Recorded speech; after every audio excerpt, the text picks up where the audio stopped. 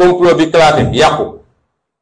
amuñu lenn lu ñu mën a teg ci table bi ñu ne man ma jox leen sama deret man Ousmane Sonko ñu yóbbu ko xaw ma fan daal di génn ne conclusion yi mooy lii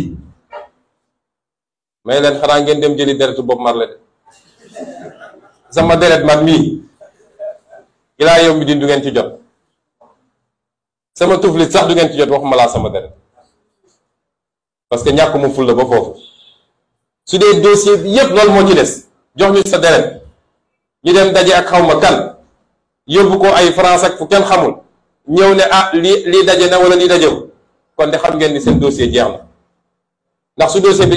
desee lu dul jox ma sa deret jox ma la sa deret na tëj dossier bi te ubbi dossier complot bi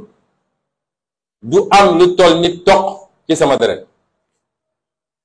ndax benn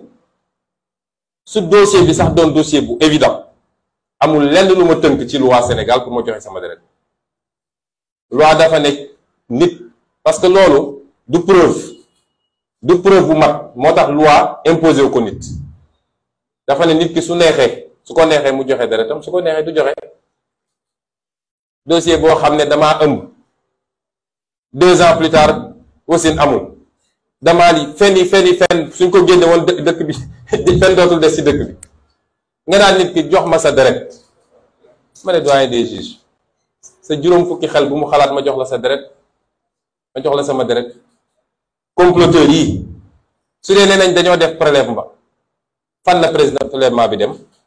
Abdou Mbengue moo ko yor ak Bassirou Gueye ñoom ñu doon complot yor seen prélèvement mën ko substituer lu leen neex mun def lu leen neex ñu ne ma jox ma